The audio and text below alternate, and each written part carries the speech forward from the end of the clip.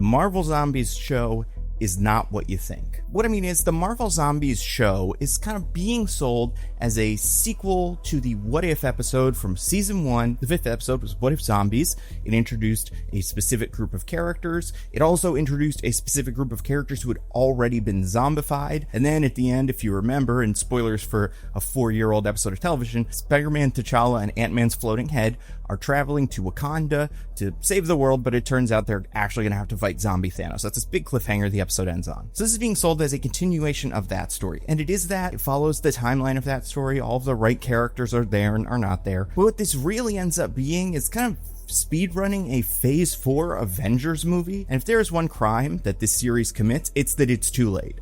This should have come out 2 years ago. And like, I know, it takes a lot of time to make these things. And I say too late because overall, I think this is pretty good. I'll get to some of the specifics. I'm not going to spoil it in this video. I might make a spoiler video after that, but I'm not going to talk about characters that die or any of the bigger plot points, especially the ones that show up in episode 4, because this is only 4 episodes. It's all dropped at once. It, more than a lot of the other Marvel series, feels like it is designed to be watched in one sitting. However, the episodes are individual episodes. They follow specific groups of characters. They have beginnings, middle, and ends. So, I don't think that this is just a movie cut up into little bits. But it is, if you cut out the credits, probably about an hour and a half of show. And, that's as long as the movie is. But, after Phase 4, fans of these movies who are, really into them and the shows and stuff like that, I think that was before, we'd say, this fatigue had set in. And I think specifically, we were we're watching all these things, we're getting all these characters introduced. When are they going to meet? When is it going to culminate? Because it's feeling like we're meeting more and more and more characters, and it's not building to anything. Now, I don't think this is what Phase 4 was building towards. I don't think this is why they introduced all of these characters, but I think this movie show thing gives you the same kind of feeling that an Avengers movie does of oh, that one, and now they're meeting, and it doesn't count because it takes place in this alternate universe. None of this is going to carry forward into Avengers Doomsday, I assume. Many of these characters will meet again for the first time. But I don't know, the same way that Thunderbolts in Phase 5 felt like the proxy Avengers movie, this feels like the proxy Avengers movie of Phase 4, but the problem is it came out in Phase 6. I guess part of the too late comes from the fact that, we're a year away from Avengers Doomsday, so a lot of these meetings and a lot of these big character interactions are going to happen there. I'm not saying that makes this less important or less good or you shouldn't watch it. I'm just saying, if this came out 2 years ago, I think this could have been really good for the Marvel Cinematic Universe. I think it could have served the same function as an Avengers movie tends to. But okay, let's talk about just the basics of it. It stars a bunch of Phase 4 characters. I would say the main 3 characters of this are Miss Marvel, Shang-Chi, and then Blade Knight, which we'll talk about. There's a bunch of other characters, a lot of cameos, a lot of characters showing up as zombified versions of themselves. And I think, to the credit of, I believe, Zeb Wells and everybody on the creative team, a lot of really good connections made in the Marvel Cinematic Universe, recontextualizing certain things, reusing ideas, saying, it'd be interesting to use this thing for this purpose. I think that stuff really, really worked. I would say each episode has one that you're oh yeah, that's pretty clever. And I think the pacing is great. I've talked at length in videos past about how I feel like the episode of What If that was just the zombie episode was a little weird and the tone didn't quite work for me. I think while this seems very much like the same kind of thing, it does feel like the tone clashes less, mostly because I think it's paced better. I wouldn't say it's not funny or not supposed to be humorous. There's plenty of things in this series that are supposed to be kind of silly. One character that shows up is Red Guardian, who is, in What If specifically, a comic relief character, makes tons of jokes, even more than he does in the live action stuff. And I think that's good. I think he works.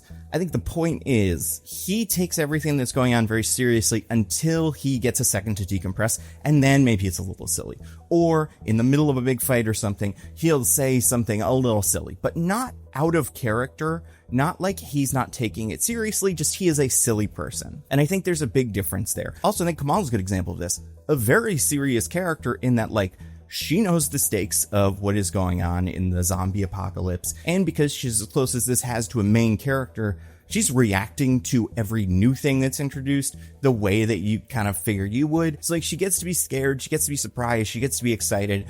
That character's always been very emotional, wears her heart on her sleeve, and we like that about her. So I think centering some of the narrative around Kamala helps to tonally make the silliness of What If feel more sensible. Like when in the What If episode, the Wasp made like a goofy joke. That doesn't feel necessarily true to how that character would react in that moment, but that reaction makes more sense for a character like Alexei or Kamala. So the voice actors for this are very interesting because most of them are the What If crew, which means it's most of the voice actors from the original Marvel material. And I think they do a good job with this, especially as these actors get more and more famous. I'm like, how do you afford her? Why aren't these all sound-alikes? And I'm really happy that they're not, but like looking back, the voice cast for this is pretty stacked considering this is like a one-off zombie show thing that's straight to Disney+. There are some sound-alike actors in this, although I would say not as many as I'm used to in these. And then we get a sound-alike actor for a character who we have only heard off-screen in the Eternals movie, and that is Blade, who is in here not played by Mahershala Ali, but the character we're seeing is supposed to evoke Mahershala Ali, and the voice actor is supposed to sound like Mahershala Ali. And it's funny because he's also the voice actor that took over from Mahershala in Invincible, so it's like, that is just the guy. If you get him, you're like, that's supposed to be Mahershala. But I've been talking a lot about Kamala. Let's talk about some of the other characters. Shang-Chi, fun, the kind of spirit we've come to expect from Shang-Chi. Yelena, good. Alexei, a lot, but I like it. I like what he's doing, and I think David Harbour has a lot of ownership over this character, and like, in another world, if you just threw this guy into this, I'd be like, this is the dumbest. But I don't know, just because like we've seen Red Guardian in a couple of episodes of What If, and obviously 2 theatrically released movies, I'm just kind of here for him now. I don't know, it grew on me. His shtick grew on me. I don't want to say too many of the specific other characters because a lot of them are supposed to be surprises. I will say there is one character who is like exclusively a comic relief character. I could take him or leave him. I have a feeling if there's one bit that people are like, this guy's kind of annoying, we'll all be thinking of the same person. And it's not Awkwafina or anything like that. I think she was fine in this. It's somebody else. Okay, so let's talk about Blade Knight. It is very clear that they thought that Blade was going to be out by now, and we would all be familiar with this version of Blade. However, even if we haven't seen the movie that would have introduced us to Blade, outside of the one line in Eternals, we know Blade. So, like, if a guy shows up and he's like, my name's Blade, we're in. But then this also introduces the idea that this version of Blade is also the avatar for Khonshu, so he took over from Mark Spector at some point. And I'm like, I would have liked one or both of them. Like, a team of just Mahershala Blade and Oscar Isaac Moon Knight would have been great, or either of them here would have been fine with me. Like, looking back, I guess it's cool. I don't think the Khonshu-ness of this Blade really adds much to it. He's mostly doing vampire blade sword stuff. So I understand why this was supposed to work. I don't think it doesn't work, but like, I don't think it was that much cooler than just Blade. And I think this would have been a pretty interesting introduction to Blade if this was where we got Blade from. Like, you wouldn't even have to come from this universe, but this would just be like, there's a guy like this in the regular MCU. Here's what he's doing here. Like, that would have been fine. I will say action's great. They think through a lot of the superpowers, make a lot of the characters that are zombies that are supposed to feel cool and exciting. They make them feel cool and exciting. And like, some of them feel cooler than they've ever felt in live action because they're just not limited by what a live action movie can do with them. And I think What If has always been really good about that. Really good at these big, giant, exciting Dragon Ball Z fights, and being good at being very imaginative and creative with these fight scenes where it's like, what would it be the coolest thing to watch Shang-Chi do in this moment? And like, they do a lot of cool things that I don't think we've seen him do yet. Some of it comes from the fact that we've only seen him in one thing, but I think the What If team is just given a lot of latitude and told, like, do cool stuff, and they do. I think the way they use Kamala's powers is pretty good. Her little hard light force field thingies. It didn't hit me until now that, like, it's weird that she used to have stretchy powers in beginning, right? Mr. Fantastic-y powers. And for whatever reason, they didn't want to do it in the show, so they gave her these hard light constructs. And maybe it was because it wouldn't look cool, or maybe it was because they didn't want to introduce Mr. Fantastic and have him kind of steal some of her thunder. But what she ends up doing in this is what Sue Storm does. So they traded her Fantastic Four adjacent powers for different Fantastic Four adjacent powers. Like, she doesn't turn invisible, but she makes a lot of force fields. That being said, the force fields she makes are cool. It helps to know what the time period for this is, and I think there were even some times for me when I was watching this, it was like, wait, where's this guy now? And I'm like, oh, I guess this thing never happened. Like, what I think helps to understand it from the original episode, and you can just watch that, you know. But beyond that, this all happened as a result of Ant-Man and the Wasp. That movie is the day zero for this. We start the episode of What If in the middle of the beginning of Infinity War. But there's like a 6-month period, I think, or something between the finale of Ant-Man and the Wasp and the beginning of Infinity War. But then there is like a time skip in here. And I guess part of me is like, why isn't this character here? And it's like, oh, right, they wouldn't have been able to meet the guy that got them this, and it's fine. I guess, yeah, I think this would have been way easier to put together if this all happened after Wakanda Forever, which was like the end of Phase 4. Because there's certain characters that you're like, hey, where's this guy? Where's this guy? And it's like, you wouldn't even be thinking about them if you hadn't seen their movies in Phase 5. All right, acting, voice acting, good. The talent is good. Iman Vellani, solid. I would say like a pretty good performance from her, considering she has a lot of the dramatic weight on her shoulders. Like I said, David Harbour really worked for me. Shang-Chi Simu Liu was fine. And I really don't want to get into all the rest of them. I will say, someone showed up who I really was not expecting. And I was like, again, like, you can still get this person for like something like this. And it's like, yeah, Marvel people show up. And that's cool. God, I will do a spoiler thing because I want to talk about individual scenes that I loved and individual character additions that I thought were very clever. So I said the fighting was great. I like that background. The What If style is tricky because there are certain things it does really well, and then certain things that like I think look a little weird still. And I don't think this would be an enormous problem if we were not 3 seasons of What If through and we're still like got some face models that just don't look great. There were a couple early ones where I just felt like the faces didn't translate well. And some of these were characters we've seen in other episodes of What If. I don't know what it is, but wide shots on the show look incredible. Close-ups vary wildly character to character. There were other characters, one specific one where I was like, they say who this is, so I wasn't confused. But I was like, this doesn't really look like him. I don't think. But okay, so overall, those are my thoughts. Action fun, story fun, characters good. Inclusion of characters that like you wouldn't expect, all that stuff, great. Timing, it's out 2 years too late, but like overall, very entertaining. Watch it like a show, watch it like a movie. Either one works. Here's my spoiler, and this is the last thing I want to talk about in this video. So we'll talk about other specific spoilers later, but spoiler warning here. So if you're not going to watch this, just skip right ahead to the Nebula spot at the end. You gotta watch that, but come back to it later maybe. And I think people will be talking about this element of it a lot. And it's this. Spoiler. Okay, here we go. It ends on a big cliffhanger. It reminds me a lot of Ironheart, where I'm like, I kind of want it to be done. I think this works really well as like a little one-off thing. And I can see a world where it could be a series, but it feels like these things are not the priority anymore. So just like Ironheart, I doubt we're going to get any closure with this. At least with Ironheart, she can show up in something later and be like, here's what happened recently. And you're like, oh, that's what they would have done to like resolve all this. Great. But this ends on a really specific cliffhanger where you're like, oh, is this like halfway through a series? And I didn't love that. I was kind of just hoping for an end, especially because like I liked the end a lot. I think it was cool. And I think zombie stories like this are tough. Like, how do you end a story like that? It's tricky. But like, I guess like, especially because this is being released all at once in September, like it's very clear to me as like a sign, even if they haven't said it, we're not doing this again. They totally could, but this doesn't feel like when you release something like that. And I guess like What If is over, so if you want to do something with this art style and this like creative team, you do this. I don't know. As much as I enjoyed this, I was really hoping that it would be kind of self-contained.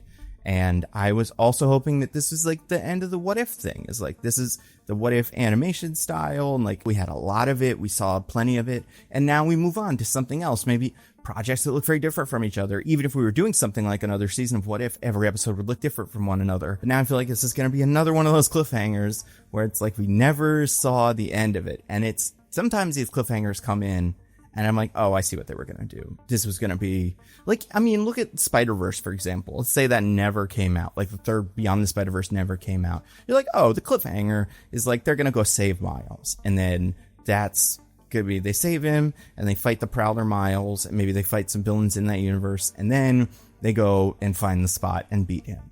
Like, very clear.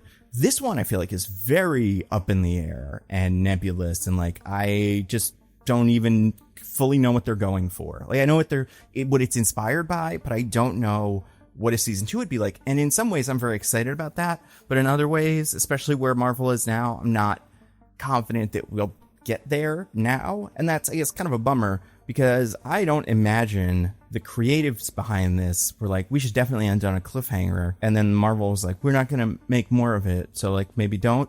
And they were like, no, we're going to do it anyway. It feels like, if anything, Marvel's like, and ended on a cliffhanger because we'll probably do a couple more. And then by the time we get to here, it's like, well, they're probably not gonna. And listen, I could be wrong about this. Maybe they will make another season. I think maybe if they were going to, they would sell this as Marvel Zombies Season 1, even though it technically is that. Like, I didn't get the sense like it did with Your Friendly Neighborhood Spider-Man or X-Men 97, that like these were ongoing series that were going to be released maybe a new season every year or 2 years, like quick turnaround, and like produced with the expectation that there will be 2 or 3 seasons of each or whatever. With this one, I'm like, I just thought this was one and done.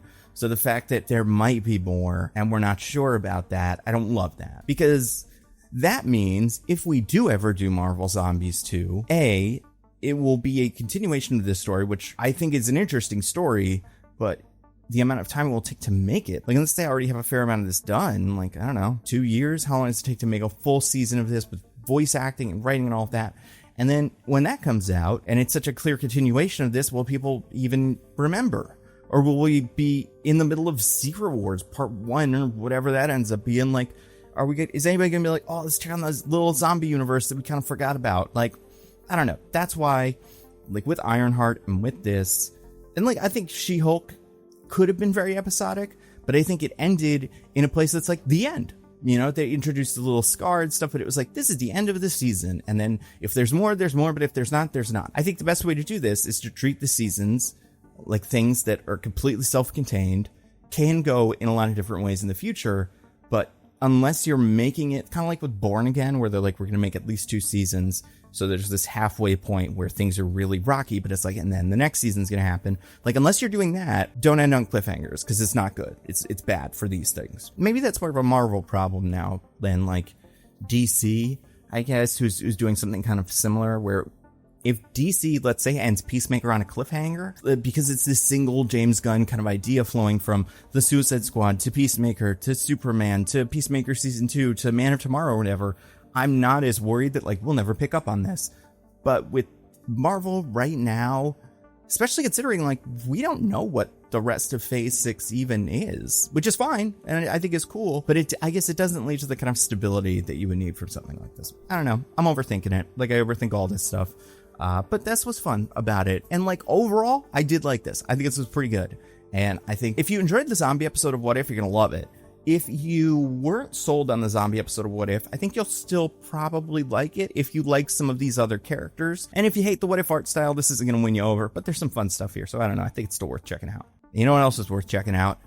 Nebula. Because Nebula, as I'm sure you know by now, but if you have not heard of it before, is a subscription streaming service that me and a bunch of my YouTuber friends helped to create. Is a platform where we're free to not have to worry about the algorithm. I put all my videos, my Nando V Movies videos and my Nando Cut videos up early. So if you want to see my next video now, which is about the Serpent Society in the MCU and why that's kind of a mess, you can watch that early, or you can wait until it comes onto YouTube in, like, I don't know, like couple weeks, a month or whatever. Like, who wants to wait? It's fun to watch stuff now. This video was early on Nebula. You can watch it, you know, maybe a couple hours early, but still, all the videos early, ad-free. You can download them on your phone, so that's nice. You don't have to worry about, like, taking up all the data. But then the most exciting thing right now is our production of Nebula Originals.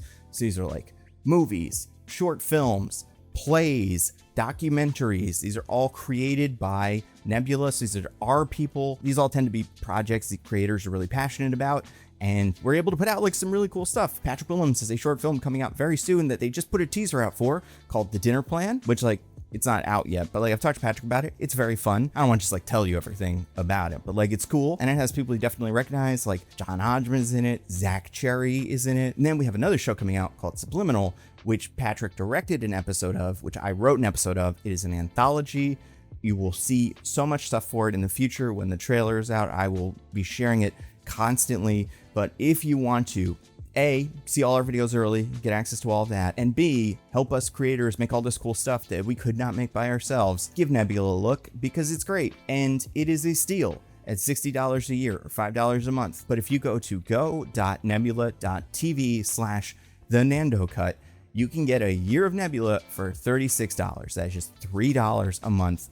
It is an incredible deal. Go check it out now. So yeah, maybe a spoiler video, not sure. We got Peacemaker stuff, we got some other stuff. We'll see what news breaks in the next day or two. But till then, stay safe, and I'll see you next time.